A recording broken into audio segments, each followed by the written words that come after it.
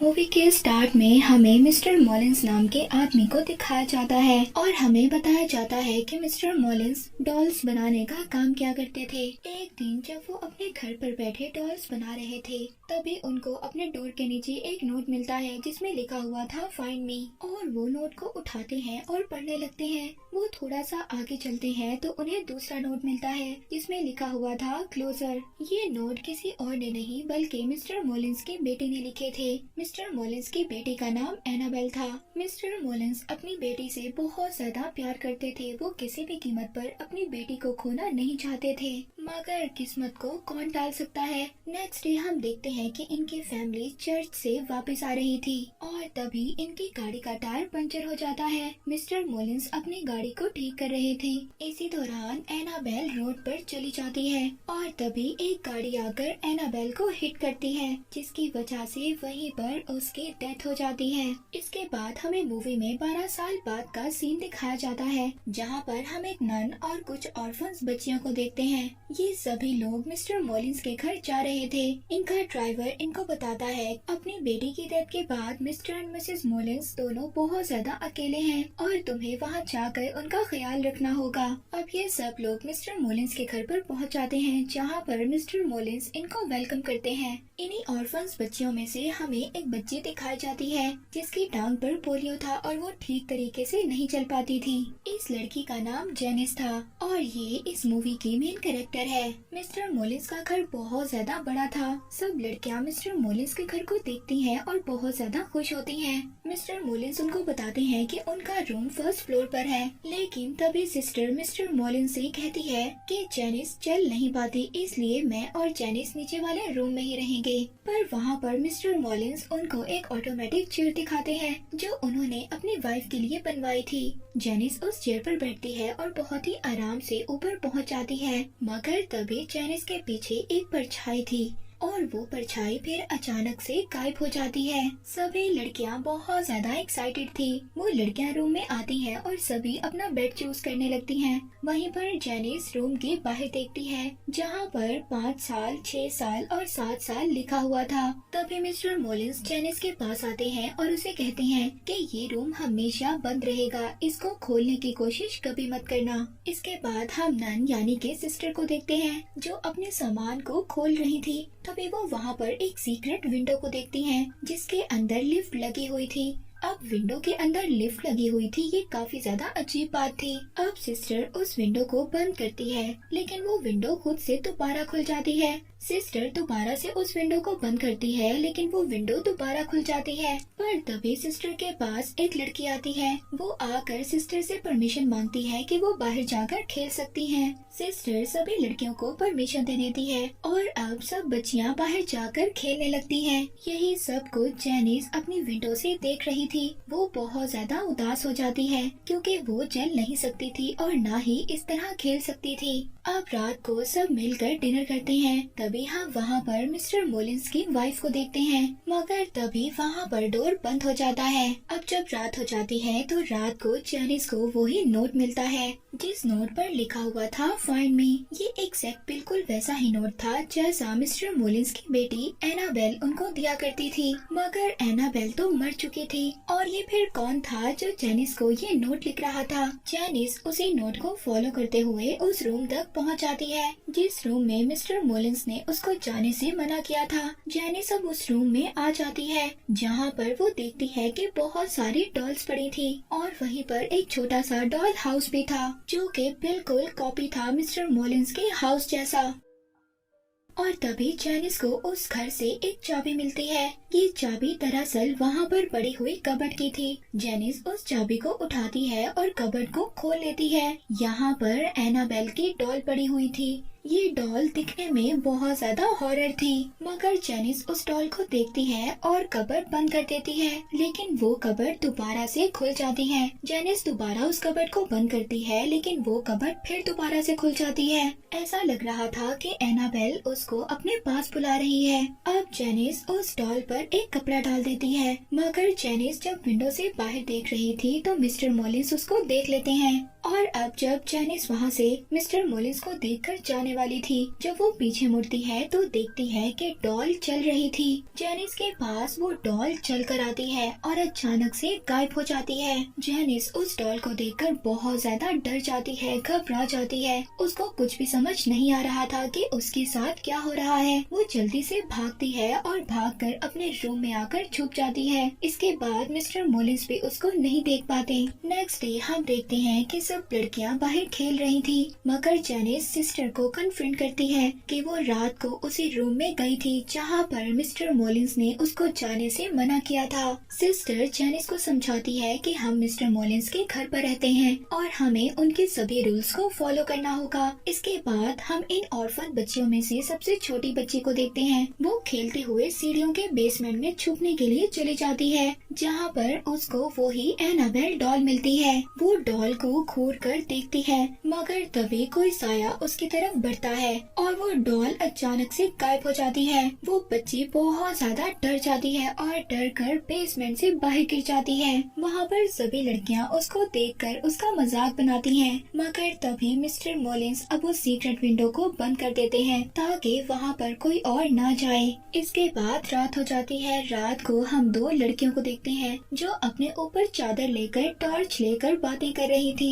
कि मिस्टर मोलिंस की वाइफ कितनी ज्यादा अजीब है। वो पूरा दिन बेड पर रहती हैं और रात को शिकार करने के लिए निकल जाती हैं। अब जैसे ही ये बातें कर रही थी, मगर तभी इनको यहाँ पर आवाज आती है किसी के चलने की। ये दोनों ये समझ रही थी कि शायद मिस्टर मोलिंस की ये आवाज है, मगर तभी अचानक से इनकी टॉर्च बंद हो जाती है और एक बहुत ही डरावना साया इनको अपनी तरफ खींचता है, जिसकी वजह से ये बहुत ज्यादा डर जाती हैं और चीखती हैं। इन दोनों के चीखें सुनकर यहाँ पर सभी लोग आ जाते हैं। इन दोनों लड़कियों में से एक लड़की मिस्टर मोलिंस से कहती है कि मैंने आपकी वाइफ को देखा है। मिस्टर मोलिंस कहते हैं कि ऐसा पॉसिबल ही नहीं हो सकता, क्योंकि उनकी वाइफ तो कभी चल ही नहीं सकती।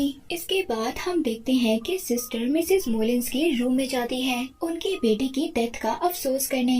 यहाँ पर हम मिसेस मोलिंस को पहली बार देखते हैं। वो हमेशा मास्क पहनकर रखती थी। वो ऐसा क्यों करती थी ये बात हमें आगे जाकर पता चलेगी। और हम देखते हैं कि ये सारी बातें जैनिस बाहर खड़ी सुन रही थी। जैनिस वहीं पर एनाबेल और उसकी डॉल की पिक्चर को देखती है और उसको उतार कर वो अपने पास रख लेती है। इसके बाद रात को दोबारा से जैनिस उसी रूम में जाती है, मगर इस बार उसके साथ वो छोटी बच्ची भी होती है। वहाँ पर वो छोटी बच्ची उस एनाबेल की डॉल पर कोई टॉय फेंकती है, जिससे वो डॉल उसको बहुत ज्यादा गुस्से से देखती है। वो छोटी बच्ची लिंडा ये सब कुछ देखकर बहुत ज्यादा डर जाती है और वहाँ से चली जाती है, लेकिन जैनिस अभी भी इसी रूम में थी। जैनिस को वहाँ पर एनाबेल नजर आती है। ये एनाबेल नहीं, ये एनाबेल की सोल थी जो एक मिरर की तरफ देख रही थी। जैनिस एनाबेल से कहती है कि बताओ तुम्हें क्या चाहिए, मैं तुम्हारी मदद कर सकती हूँ, बताओ मुझे क्या चाहिए। और अब जैसे ही जैनिस की बातें एनाबेल सुनती है,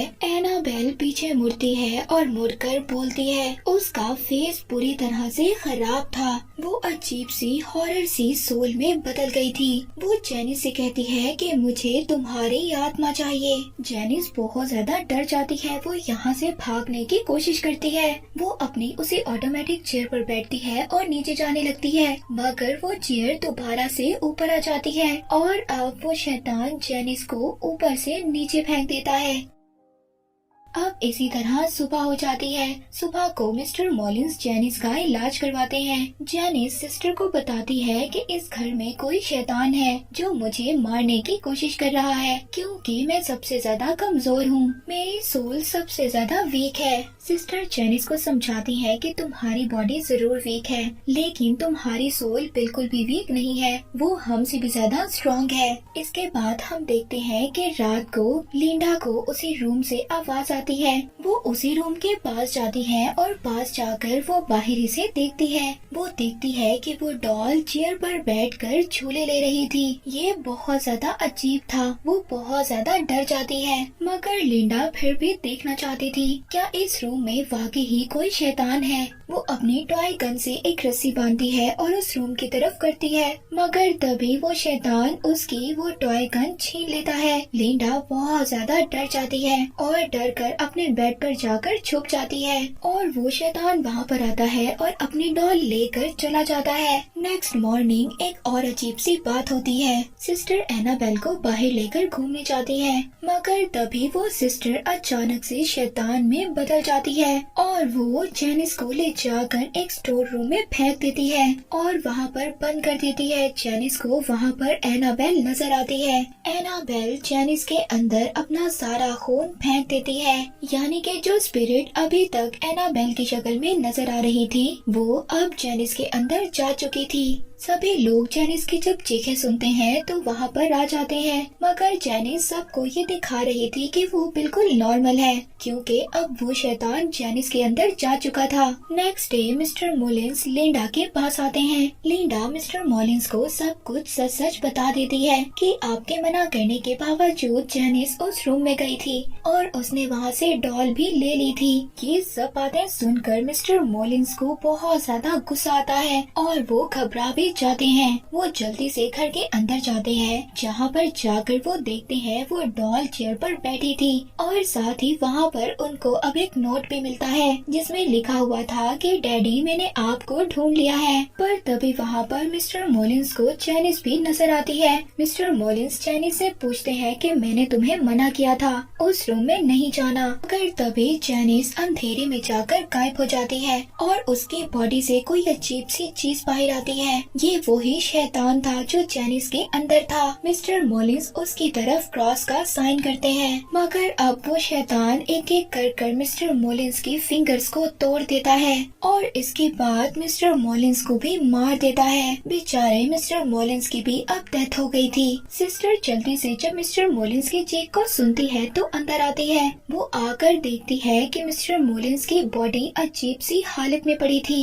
ऐसा लग रहा था कि उस शैतान ने मिस्टर मोलिन्स की बॉडी का सारा खून चूस लिया है। अब ये इंसिडेंट देखकर सब लड़कियां बहुत ज्यादा डर जाती हैं। लिंडा अब ये डिसाइड करती है कि ये डॉल को फेंक देगी। ये उसी रात उस डॉल को पास कुएं में फेंकने जाती है, मगर सिस्टर उसको जाते हुए देख लेती है। लिंडा उस डॉल को फेंक कर नीचे झुककर देख रही थी, मगर तभी कोई अचानक से चीज उसको अपनी तरफ खींच रही थी। मगर यहाँ पर लिंडा की किस्मत अच्छी थी। सिस्टर आती है और उसको बचा लेती है। लिंडा और सिस्टर दोनों भागकर घर के अंदर आती हैं, जहाँ पर वो देखती हैं कि जेनिस गायब थी और डॉल बेड पर पड़ी हुई थी। सिस्टर को कुछ भी समझ नहीं आ रहा था कि इस घर में क्या हो रहा है।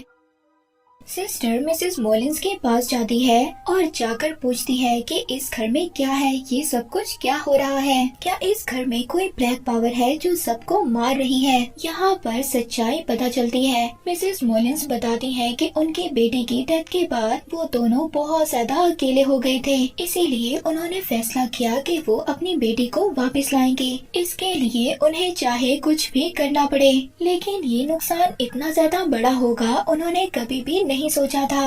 उन्होंने गलत पावर्स का यूज किया अपनी बेटी को बुलाने के लिए और उनकी बेटी वापस आ भी गई और हम दोनों बहुत ज्यादा खुश हो गए थे। मगर तभी हमें पता चला कि वो हमारी बेटी एनाबेल नहीं बल्कि कोई शैतान है जिसने हमारी बेटी की सोल को कैद कर लिया है। वो शैतान हमारी बेटी की शक्ल में दुनिया में आना चाहता था और जब हमें इस बात का पता चला तो मैंने क्रॉस का साइन दिखाकर उस शैतान को वापस भेजने की कोशिश की, लेकिन वो शैतान बहुत ज्यादा पावरफुल था। उसने मिसेस मोलिन्स पर अटैक किया और उनकी एक आंख निकाल ली। ये सब बताकर मिसेस मोलिन्स अपना मास्क हटाती हैं और यहाँ पर हम मिसेस मोलिन्स का असल चेहरा देखते हैं और उनका फेस बहुत ज्यादा हॉरर था। और इसके बाद मिस्टर मोलिन्स ने उस डोर को लॉक कर दिया, वहाँ पर बाइबल के पेजेस को चिपका दिया और इसके बाद उन्होंने फादर और प्रीस्ट को बुलाया और इसी तरह 12 साल गुजर गए, जिसके बाद उन्होंने ये फैसला किया था